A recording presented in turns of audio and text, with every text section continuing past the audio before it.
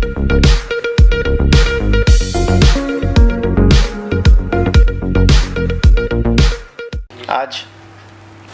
मैं और मेरे साथ डिप्टी मेयर तरुणा मेहता जी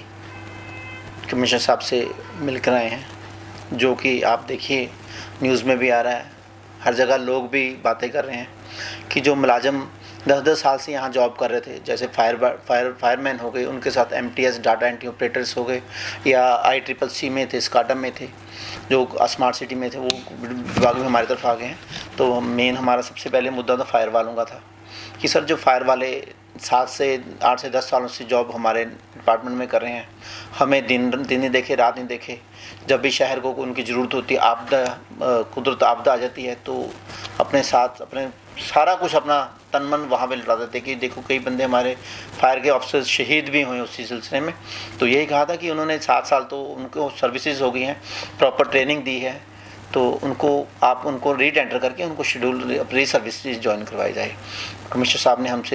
हमें आश्वासन दिए हैं कि हम आपका ये मुद्दा है, इसको पहल के आधार पर डिस्कस करके या तो एजेंडा लेके आएंगे या उनका रिन्यू करेंगे। मैंने उनको यही बताया है कि जो हमारे मुलाजिम हैं,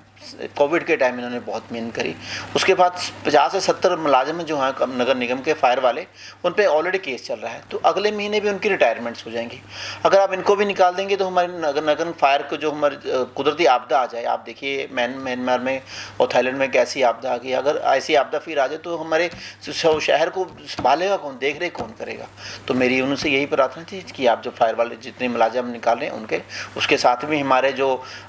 नगर निगम जब बनी थी तो वहाँ पे जो एडमिनिस्ट्रेशन से बंदे ट्रांसफ़र एम्प्लॉयज़ आए थे, उनकी प्रमोशन का मुद्दा था, वो भी हमने मुद्दा उठाया है। उसके साथ जो आज प्रॉपर्टी टैक्स का मुद्दा था, उसका भी हमने कहा कि सर जो यहाँ पे प्रॉपर्टी टैक्स एकदम जनता पे एकदम इतना बड़ा बोझ डाले हो, तो है जब हमने हाउस में इस मुद्दे को रिजेक्ट कर दिया तो आप इसको उसमें अपना डिसेंट देके क्यों लेके आए। तो मेयर साहब से पीछे सभी कह रहे, मेयर साहब कहते हैं हमें कुछ पता ही नहीं, जब एजेंडा कोई भी नगर निगम में एजेंडा तो मेयर के साइन के बिना एजेंडा ही नहीं आता। ये सब बीजेपी भारतीय जनता पार्टी की मिली भगत है, तो वो अपने खुद एजेंडे लेके आते हैं, लोगों को गुमराह करके लोगों पे आप देखिए दिन पर दिन बोझ लगा रहे हैं। आप उस पर देखिए, आप हमारी जो प्रॉपर्टी है उसमें भी इन्होंने रेवेन्यू पे अपने स्टैंप ड्यूटी बढ़ा दी है, उसके साथ वाटर बिल्स में स्टैंप ड्यूटी बढ़ा दी है, तो अब वाटर में अपना सर चार्जेस बढ़ा दिए हैं, उसका प्रॉपर्टी टैक्स का बढ़ा दिया है, अब मुलाजिमों को निकाल दिया है। तो ये शहर का क्या हाल होगा अगर ऐसे शहर के साथ ऐसे मजाक करेंगे। तो जो जिनकी आप देखिए जो हमारे मुलाजिम हैं, किनकी 10 साल की नौकरियां हो गई हैं, वो ना कहीं और जॉब करने लायक हैं, उनके बच्चे भी बड़े हो गए हैं,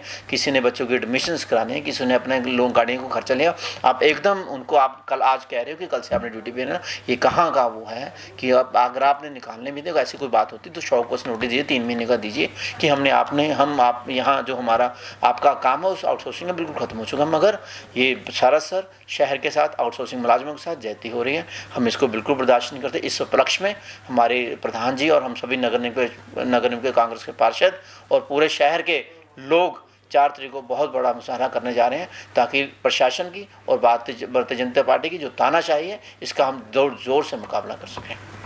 सर, रेवेन्यू जनरेशन का आपने कोई और अल्टरनेट दिया है टैक्स के अलावा? सर, आज मैं इसी ऑप्शन में आज भी पहले मैंने मेल भी की थी कमिश्नर साहब को। आप जो स्मार्ट सिटी हमारी बिल्डिंग आती है वहाँ पे 30 दुकानें बनी हुई हैं,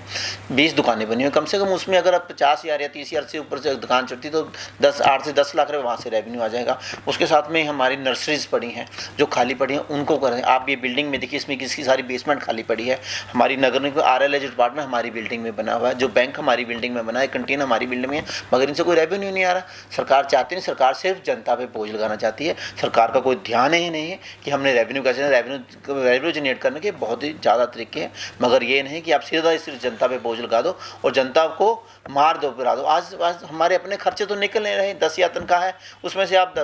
5,000 तो हमारे टैक्सेस में चल जाएगा। तो मेरा यही प्रशासन से, नगर निगम से, अफसरों से यही निवेदन है कि जो आप जनता पे बोझ थोप रहे हो ऐसे बिल्कुल जाती हम होने नहीं देंगे। अगर जब हमने हाउस में सबने सर्वसम्मति से एजेंडा रिजेक्ट कर दिया था, उसको आप ऐसे जनता गुमराह करके नहीं, ये सरासर भारतीय जनता पार्टी और प्रशासन की ये चाल है ताकि हम जनता पे और बोझ डाल सकें। आज मैं और जसबीर बंटी जी जो कि सीनियर डिप्टी मेयर हैं, हम कमिश्नर सर से मिले, जिस पर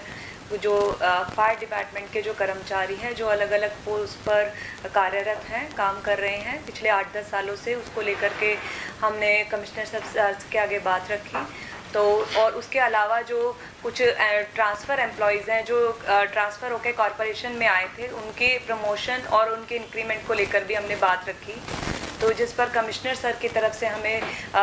आश्वासन दिया गया, उसको री एग्ज़ामिन करने की उन्होंने हमें बात कही कि इसको री एग्ज़ामिन करेंगे और हमें उम्मीद है कि कहीं ना कहीं इसका जो रिज़ल्ट है वो पॉजिटिव रहेगा। और इसके अलावा हमने जो प्रॉपर्टी टैक्स है उसको लेकर भी हमने अपना विरोध जो है दर्ज कराया, क्योंकि कहीं ना कहीं ये देखिए जो चंडीगढ़ की जनता है उन पर कहीं ना कहीं एक एक्स्ट्रा जो है बोझ पड़ने जा रहा है, उसको लेकर के भी हमने अपना विरोध दर्ज किया। क्योंकि जब हमने ये बात रखी कि जब हाउस में ये